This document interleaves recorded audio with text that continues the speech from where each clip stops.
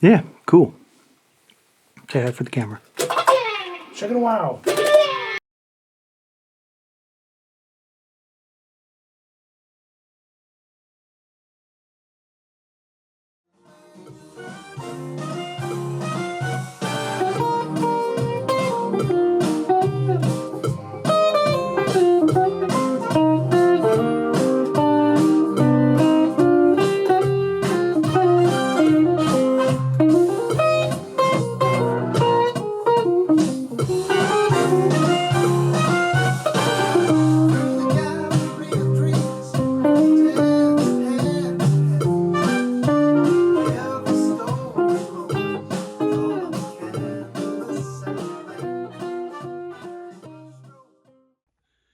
Hi, my name's Alan Brock, and in December of 24, I was planning on going down to LA to spend some time with Mike to work on some songs that I wanted to have him do for me.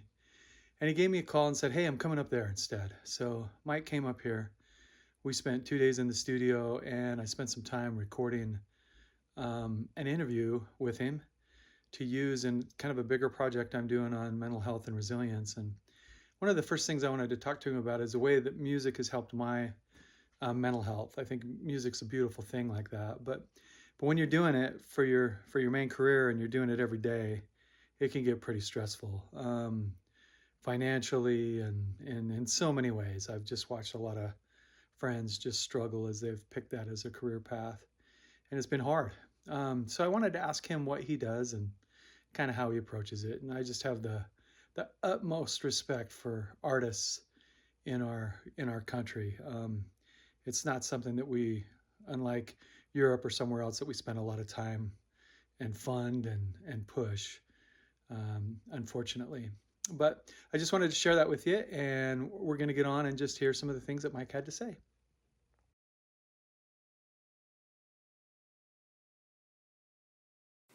Well, the idea of having a second job that takes up a lot of your time, to me, sounds like a great thing, because when you start doing music and really work at it, you're putting in thousands of hours, and and it can get a little myopic, because that's where your focus is all the time, and you have to be a self-starter every day. You have to come with a few exceptions. Once in a while, I would get work that would last longer than a week. Most things you're called in for the afternoon. Can you make it from 12 to 3 tomorrow? And that's great. And at 3:01 you have to leave because there's someone else coming in. So you get used to being a self-starter every day, and it gets to be very challenging after a while, because it's like practicing music. At first, when you first start out, you're making breakthroughs every day. And it's very exciting because you get to a little plateau, and then you make a breakthrough into a whole thing of music you've never thought about. You have to work on that for a while. But after you've been doing this for a number of decades, those things are fewer and far between. And you have to find some way to challenge yourself. So a lot of what I've done is I look for my weak spots and work on them. Because there's a lot of people who do the opposite. They find out they're weak in a certain area, and so they move away from that and they never do it again. And then for the rest of their career, it's this scary spot that they have to avoid. And then maybe there's another thing that they start avoiding, and pretty soon you're like walking this thin path between the areas that you feel that you're not up to par in, when actually the opposite reaction is that you can get comfortable there. And it just takes less attention than avoiding it the rest of your life.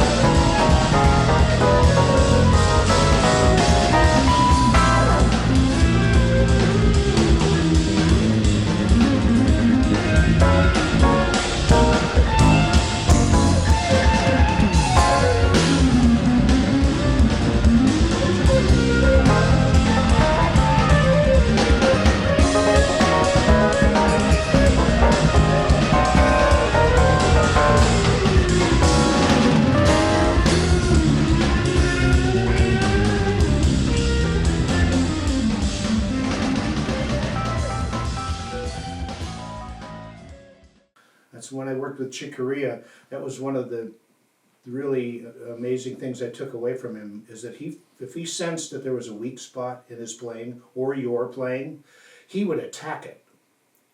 There was one point where we were on the road somewhere, and he mentioned that I said something about, well, these tunes like Giant Steps, these kind of like, very involved bebop saxophone-based songs.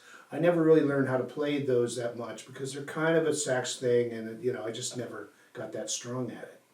So the next day he said, we're going to do this song called Moment's Notice. It's a John Coltrane song. We're going to start playing it on the road in a few days. So we're going to start working on it now. And we jumped in, and it was like a brick wall for me.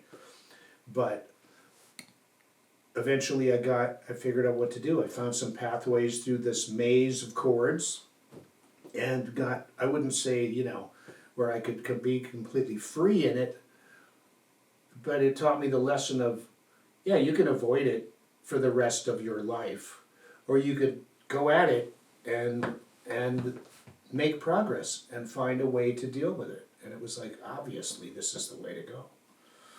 And so I look at that, or I would look at like my time is, I've done a lot of this kind of interval work where I feel very strong in it, but I've spent so much time there that I'm a little top heavy.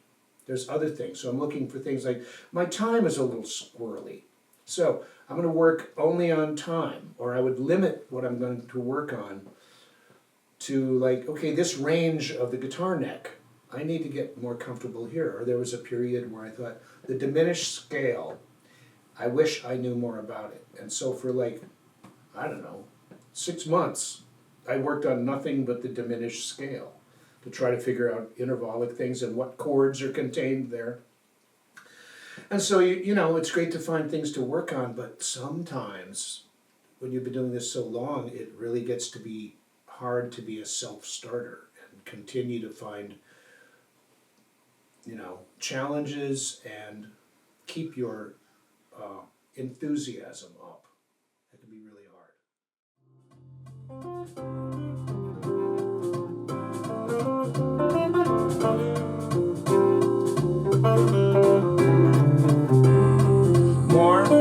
More level.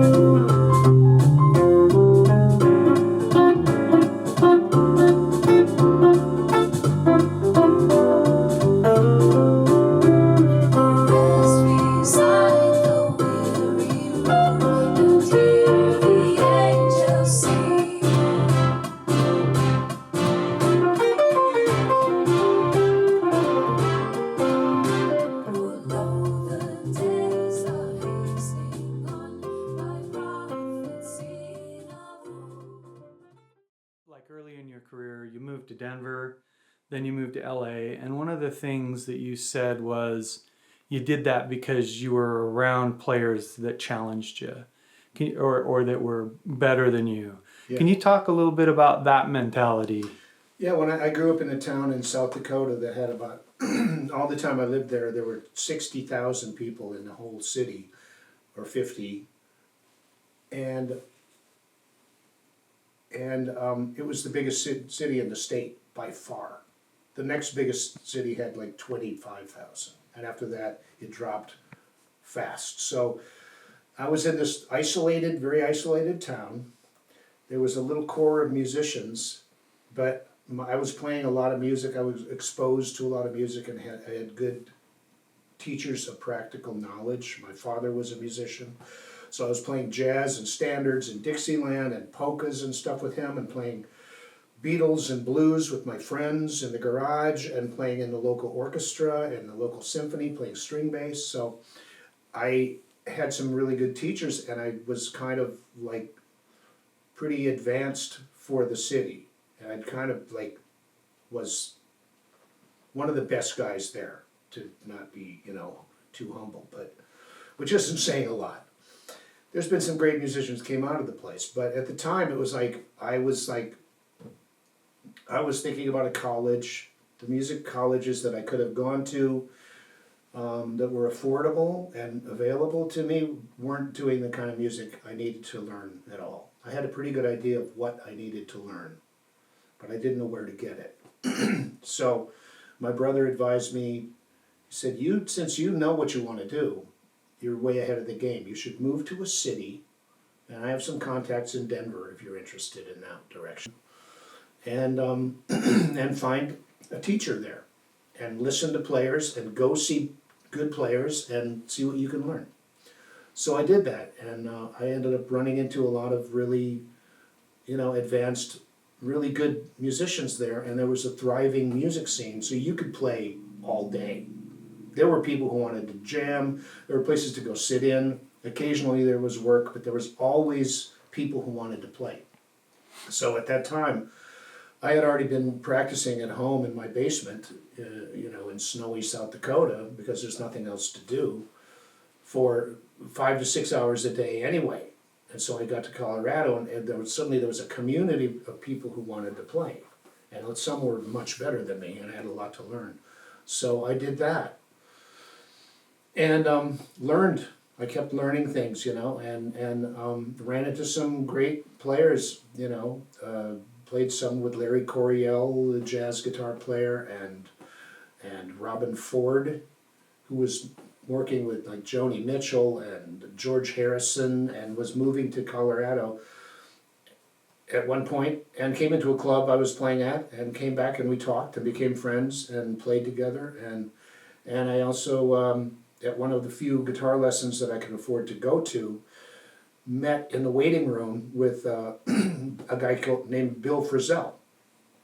And Bill and I hit it off really well, and we used to play at my house, which was infested with black widow spiders. We called it the Bug Ranch. And he used to come over, and we would play, and you know how you sit down with someone to play, and you'd start playing a song, and then you kind of hit on this other song, and you just keep playing, and you improvise a little. And we would do that, and then look up at the clock, and it'd be like 5 hours had gone by. So we played a lot, and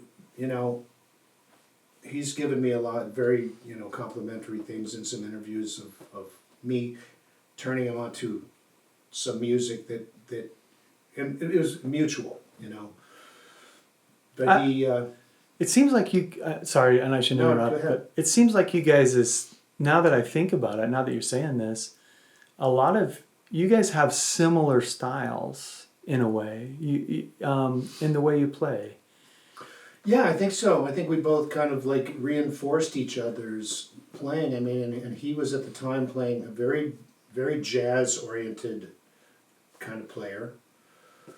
And I was like a rocker. And I can remember playing him some Hendrix stuff that he had heard before, but I kind of opened his ears again. I mean, he stated this to me and to other people about that I really kind of turned him on to like a lot of stuff that he turned around and went, oh, I want this to bring this back into my playing, and vice versa for me. So we kind of both, but we were both kind of coming from the West, the Midwest and the plains of Colorado. So there was a similar upbringing, and we weren't locked into a style yet. We were both very interested in different styles and different kinds of music. And so, yeah, he actually gave me a lift home to Dakota. But It seems like you. Sorry, and I should No, interrupt, go ahead. but it seems like you guys is now that I think about it, now that you're saying this, a lot of you guys have similar styles in a way. In the way you play.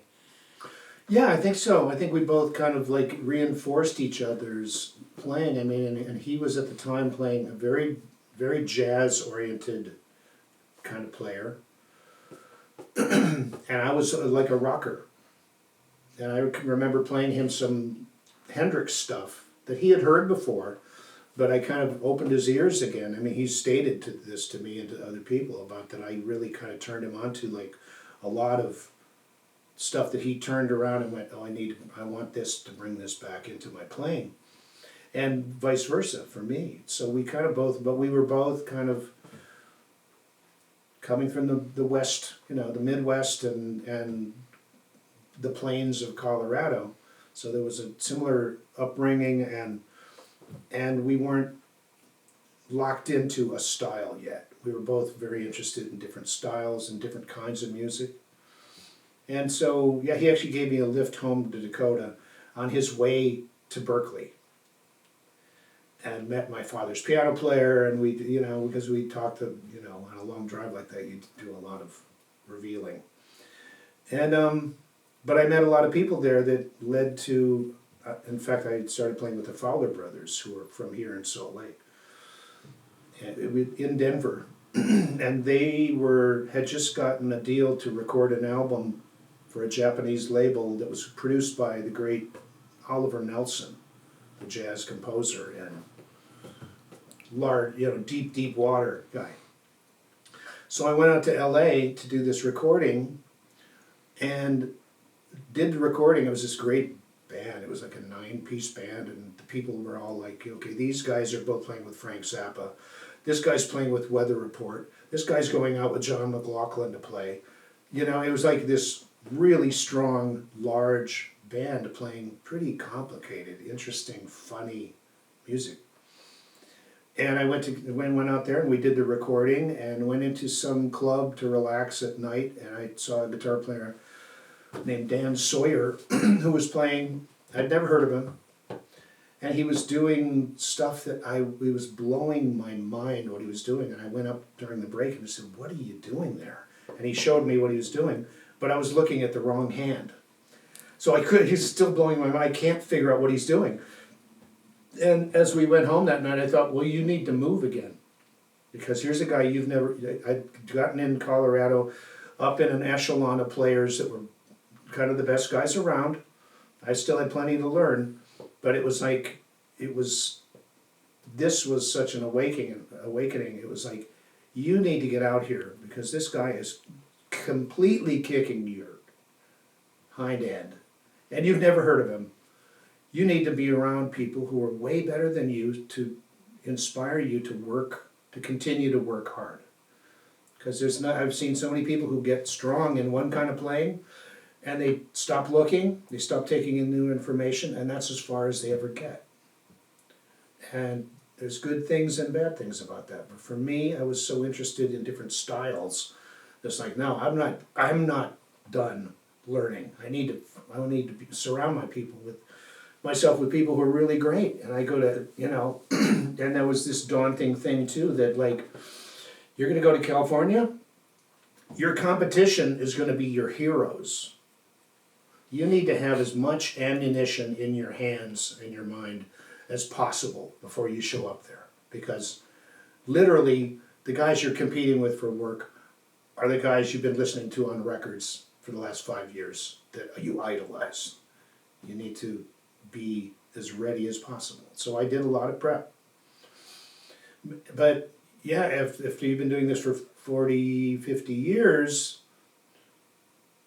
it gets hard to get outside of the box and think about things in a different way. So I can see the value of having. Our love on the canvas, colored by you.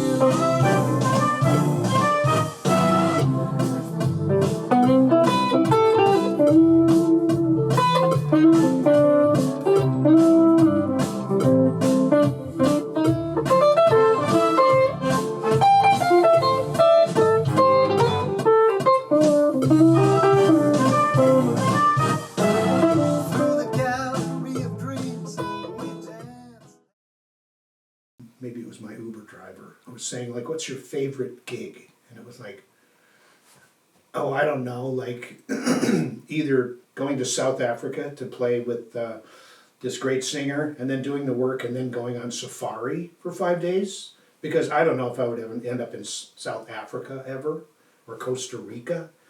And I would always say, when the tour's over, leave me there. Book my return for 3 days later because I'm going to go explore Costa Rica or Paraguay or wherever, you know. And that's been great. And there's also, so the best gigs you've ever done? It's like, well, it's hard to tell people, like you know, one day you're playing at, you know, at some stadium for 60,000 people that are just like we're opening for Jimmy Buffett and 60,000 people showing up in flip flops, like they look like they're going out on a boat for the day. Or you're playing at some Roman amphitheater in Israel, where you're backstage going, I guess they kept the lions over there, you know. Or you know, just some of these amazing halls where you're going, this is a real dump. And then you look at the posters and they go, oh yeah, the Marx Brothers used to bring their shows here when they're working up the material. They would go on the road and take the show on the road. And that kind of historical thing. But then the next day, you might be giving a guitar lesson to a guy who doesn't even want to really learn anything and doesn't do anything you asked him to do. Or there might be months where you don't work at all. So it's like, it's not a steady climb to the top, is what I'm saying, you know. And so I don't like to rank things. I know people who rank musicians and composers, and I just want to slap them. Like, so you're telling me that this guy, this guitar player, he's the best guy.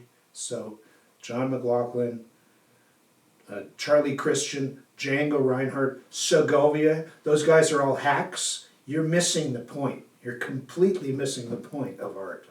It's a terrible idea. So where do you find beauty? And speaking of that, let's kind of play off that a little bit. Where do you find beauty in the creation for you? Where do you find the beauty in creativity? How does that impact you? My most moving moments in my life have been when I'm doing work, I'm working on something or playing with people, any kind of like something with a guitar in my hands, and I forget that I'm there. And I lose myself. And you finish playing and you go, what was that? What happened there? And nobody knows because it's like it was in the group. Something happened in the air and something magical happened that you don't even know what it is. But it's like you got to be a part of something way bigger than these four guys, you know? And the amazing thing is oftentimes those moments aren't caught on tape, which probably if they were caught on tape, you might take them in differently, you know, and then you're going to start ranking them. It's not as good as that other day where, you know, it's like then you miss the point again. I think one of the main things I always tell, you know, beginning musicians or at whatever level, when they ask, you know, advice, I always say you need to find, if you want to do this, you need to find something that you really love.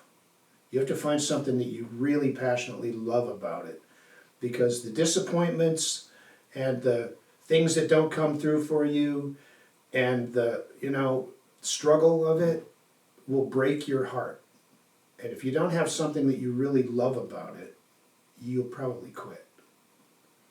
Or if there, you know, if you're passionate with some kind of love about something, anything in it, you can make it through the hard points. You can make it through the tough times and have this connection with what I think is in life. There's not a lot of things that you can dependably think that if I really work on this, it's going to get better. There's not a lot of stuff like that, you know, especially dealing with other people, relationships, whatever. But music, you working one-on-one in music, if you really, really work, you're going to see results. in a positive way. And there's not a lot of things in life like that. So I think it's really valuable and a spiritual way to be connected and feel that, you know, sometimes the haphazard things that happen in life are just like, you know, I don't know. I'm not sure which way I want to go, but this is a thing that is actually pretty dependable. If you put in the time, it's going to improve. When you so shift into another gear, when you were in Colorado, was that around the time Tommy Bolin? Yes. Did you know him? Yeah. Tommy was actually from a town very close to where I grew up, Sioux Falls, South Dakota. That's where I grew up. He grew up in Sioux City, Iowa, which is 60 miles away. Almost the exact same size, almost the exact same mix of people, and they hated each other. There was this bitter rivalry between these two places with almost the same name of the city, and somehow, you know, how people get. So he was from Sioux City, and he was a couple years older than me, and I followed him into so many gigs, and it was a hard thing to do, because I'm like this, you know, this hay bale kid from South Dakota, and he's this guy looks like a rock star, plays great, everybody loves him, and you had to follow him in. You had to follow him in. It was like a real kind of, if you want, you know, if you want to learn about, you want to learn about humility, I'm going to give you something to be humble about. You know? Following him. It would to have to follow him into so many gigs, and it was kind of the same way with Robin Ford. I was constantly following Robin in, and it was the same thing. People love Robin's playing. He plays great. And I've done a couple things. I did a thing a couple years ago with, it was a group of guitar players in the Midwest they had an ensemble that would play Mike Stern material. And it's all harmonized. It was, you know, it's great. I love Mike Stern. He's great. He's a friend of mine. But we're playing this stuff, and I felt like, you know, the problem with doing this kind of a project is the best you can do is to almost measure up. So you never really get the payoff, you know. And I also have worked with I've been a big fan of Frank Zappa since I was a kid. And when I was playing with the Fowlers, who went to California, they were all working with Frank. So it was like we're playing a lot of that music from an early age.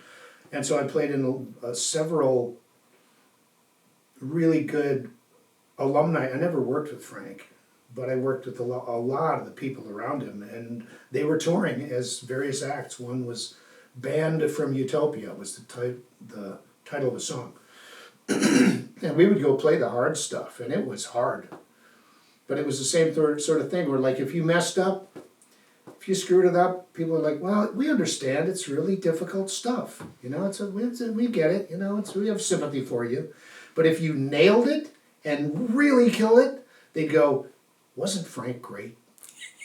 you never got the cherry, you know? You never got that gold ring, because you're playing someone else's material. But it's like, it's fine, because it's all part of, you know, the humble.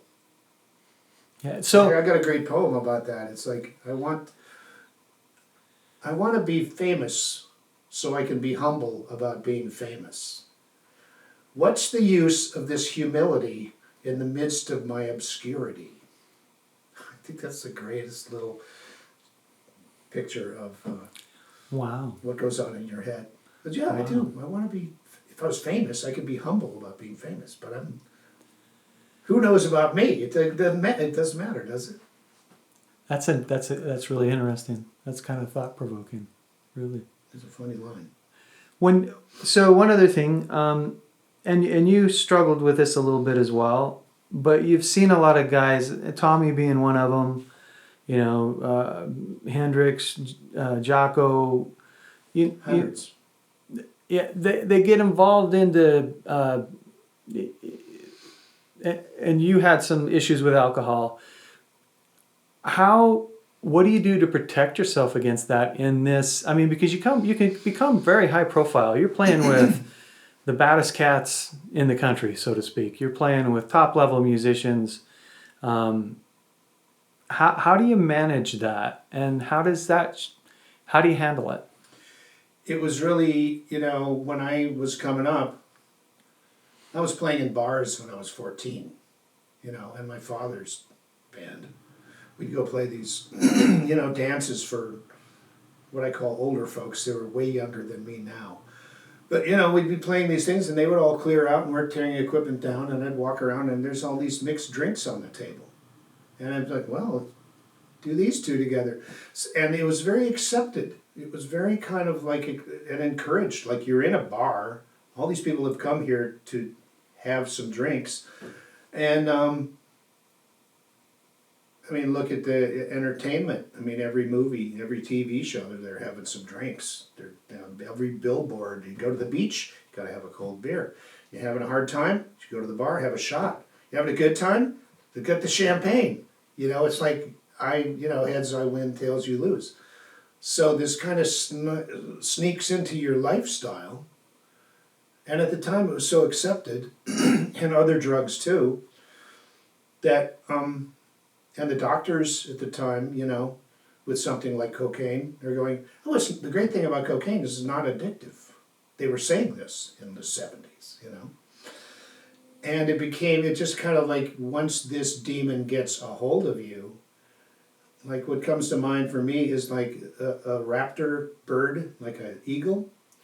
When they go down and grab a fish or whatever their prey is, and they fly away with it, their feet have got these talons, so they're holding it tight, but as they do this, they're stabbing it repeatedly, you know what I mean? They're killing it on the fly. And once this thing gets a hold of you, it can really, I saw myself turning into someone I couldn't stand to be around. Like, to look in the mirror was like awful, and it helps you make really bad decisions. Like, I burned innumerable work, professional relationships, personal relationships, romantic relationships. And not only did I burn good ones, it would keep me in bad ones. So it took a period of my life where people were dropping like flies, like my brother kind of drank himself to death. He was my hero. My sister's oldest son, beautiful kid, went off to college, ended up in some awful hazing ritual out on the highway with guys drinking a lot and laying on the highway. Car comes along, dead, first weekend.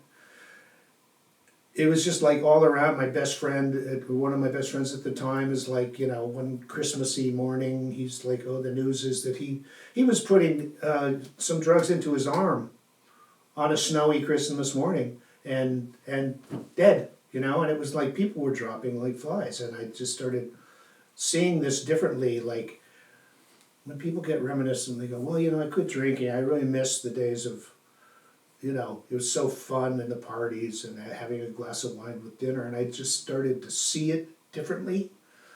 Like, this is not your friend.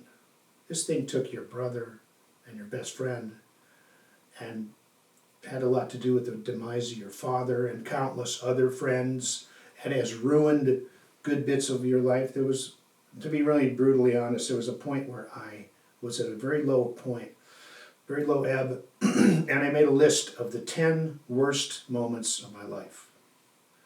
And every one of them had that stuff involved. Every single one.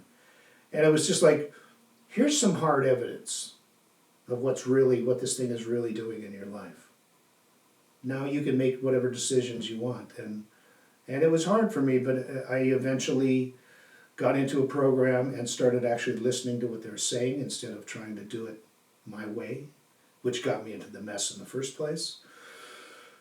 And then things started to change. And it's like what a great friend and mentor, friend of mine, this great bass player, Abraham Laboriel, said one time. And he is probably the most Christian I've ever met. He's one of these guys where it's like, I don't know how I feel about religion, but this guy has got into something. He's hooked up with something that is visibly at work, you know. And we were talking about, I don't know, spirituality, and he said, the great thing about prayer is that it changes the person who's praying. So he wasn't like, no, that's good. There's not like Santa Claus is going to come give you all the stuff you want. It was about inner work. And so that's what, you know, that's what my lesson was. So you've played with some of the greats, Gino Vanelli, Boz Scaggs, Chick. Corea. And I was able to play with a lot of my heroes from like the Miles Davis electric era, you know, Chick and Benny Maupin and Ayrto and all these just like guys who that's the reason I started playing, and I've been able to play with a lot of these people, and yeah, I've been very blessed with that. Is there any, like you mentioned Abe Labor throughout one of the greatest bass players. Who else, as far as a mentor? You mentioned some things about Chick. You've mentioned some things about Abe. Who else was really there that you felt was supportive and helped encourage you and built you moving forward? You mentioned Bill, but any specific story of anything? Well, the thing with Abraham really stuck out because I worked with his band for a number of years, and they used to go to Scandinavia a lot. They were very popular in Scandinavia.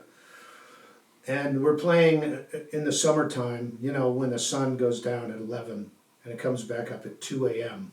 and you're in some Swedish town walking around like it's a Twilight Zone. And I couldn't sleep for, 10 days. It was just like so bizarre. But we're playing at a festival on an island in Norway, and there's a sea of blonde heads, thousands of these kids. It was like some kind of Christian festival. And so I was talking with Abraham, and I said something about, because I was kind of force-fed religion so much as a kid that I had a problem with some aspects of it. But I was still very spiritual. I was always looking for some sort of connection. In books, I was very interested in what the people that started these religions, what did they have to say? Not the men who came along later and changed it, but what are these original people? Like I even read a thing about last week about when did the Christian church change the Sabbath day from Saturday, which is the true Sabbath, to Sunday? And I look it up and it goes, oh yeah, in 367 AD, Emperor Constantine, they thought it was better, and they changed it. And it's like, I'm getting off my trail, but we're talking with Abraham about, because I'm interested, I kind of got in trouble in church because I would ask a lot of questions that they would know. You got to have faith. You said, I might have faith, but I want to know as much as you can know about something that happened 2,000 years ago.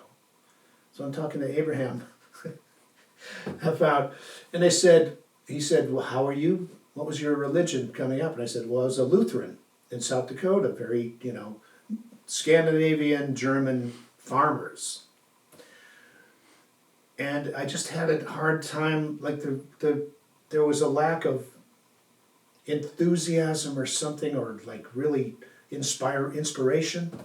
And Abraham says this hilarious thing where he goes, do you mean it was kind of like this, where the pastor goes, let us rejoice. And I went, that's it. And we just laughed because it was like Abraham is like joyful noise. I'm going to make a joyful noise. And he's jumping around and he's like, obviously something is real for this guy.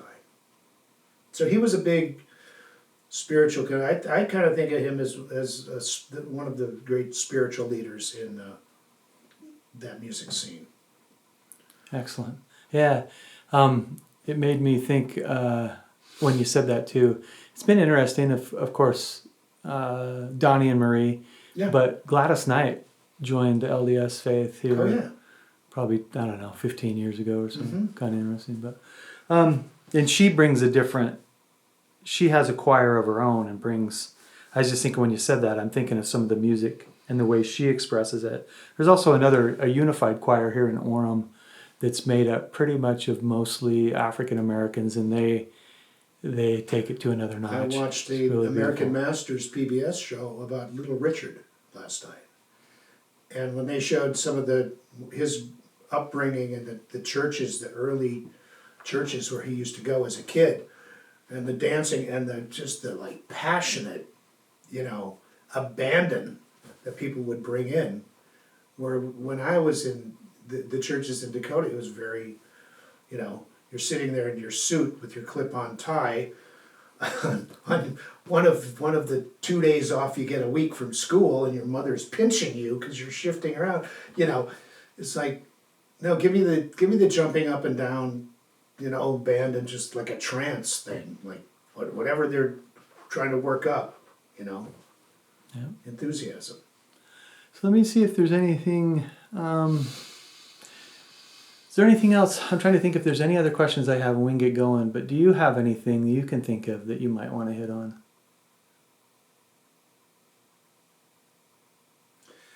Mainly for me, it's finding something I love in it, because I've had to change it. Because like the adventure of going, like I was talking about practicing, there'd be times where I would be practicing something for a long time, working on these scales in my basement, and something would happen in my consciousness where suddenly it looked like my hand was a mile away, and it was huge, and my whole sense of size and distance, it was like a severe altered consciousness moment, like, I don't know what I just tapped into here, and I wasn't high, but there's been an alteration of that kind of seeking those moments, and sometimes it's from listening to music, just I like listening to a lot of different kinds of music, and just trying to keep fresh, and trying to keep any preconceptions out of the picture. Because when I go into a situation and I have preconceived ideas or expectations about what I want to have happen, I muck it up. It's much better to be open to whatever you encounter and be prepared. There's a great, let me finish this and then I'll go on. But to be prepared for what's you're going to encounter, like you've done the homework, you've got your hands together, you have this knowledge, and go in and be able to react to things. Because in a lot of improvised music, you're playing in this key, you're playing this thing. This guy might play something over here in a completely different key.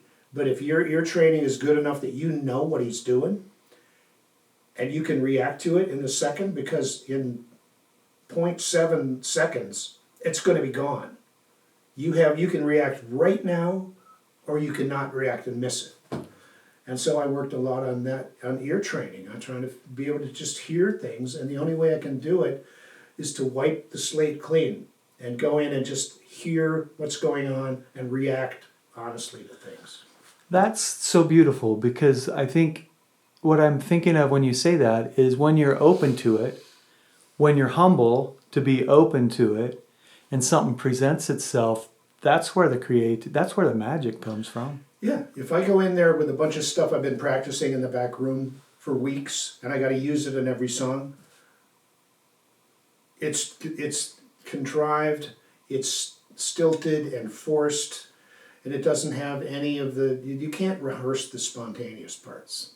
You have to be, it's like this guy I was telling you about, Kenny Werner, Werner, Kenny Werner, great pianist, and he has a very spiritual approach to playing, to music, where it's all about your preparation. You prepare, and then you go in and you go from a space that's calm, and it's almost like you step back behind yourself, where you just watch what's happening and you react, and your hands do the playing, but you're not thinking about your hands. You know, you're not thinking about that because you've done the hand where the hands know what to do. It's like when I first started working on guitar playing, it was like, oh, I'd be thinking about these patterns in my head as I'm going to sleep. I'm thinking about these patterns. But after a while of playing, you realize that, you know, all these patterns, they all run together. They're all one big pattern. And so now I can kind of just start playing, and I don't think about positions or fingerings or keys. I don't think about it because my hands have kind of know what to do, and I can freely, or much more, not completely, but I can much more freely move and break up old patterns where I don't have to play. And I had to get people coming in for lessons and they say, I'm stuck, keep playing the same thing. And so the work that I do there, it forces you to let that go. What it does is it increases your reach and makes it so that you can take all these different pathways between this note to that note. There's a million different pathways you could take. You don't have to go the same way just because that's the only one you've worked on and learned.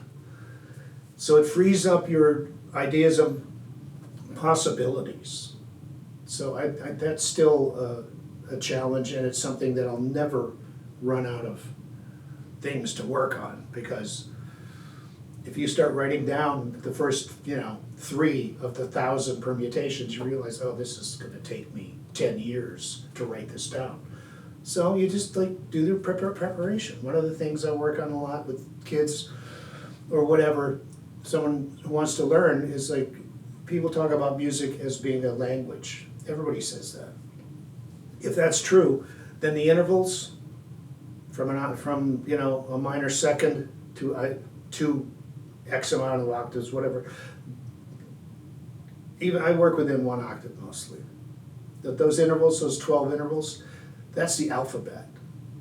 So if you want to learn a language, but you don't know the alphabet, you're never going to be able to speak. You're going to be able to have a few shortcuts, licks, like you'll be able to find out where to buy a hot dog and where the bathroom is. But you're not going to be able to move and talk and have a conversation. You have to work on these basics, and as you build the basics, I would learn that every lick, every melody, every arpeggio, every chord you've ever heard is made out of these 12 things. So if you really learn those, as you're learning those, you're learning all that other stuff. It's not like you have to work on modes, and now we're going to do arpeggios, and now we'll do clusters, and now we'll do various, stacks of triads. By doing the intervals, you do all that. It's all contained in there. So I'm usually telling people just how to, it's like I'm instructing them that you need to dig in the dirt. Take this little shovel, I'll give you the shovel, and go in there and find the stuff you like. But it's because it's up to you. If it doesn't mean something to you, you can't learn the way somebody else does it, and they're going to quit and you get to have their job. You got to find something of your own, at least on whatever level. Cool. Awesome. Great. I think we're good. Thank you for letting me do this. Yeah. Thank you for doing it. This is awesome. Great.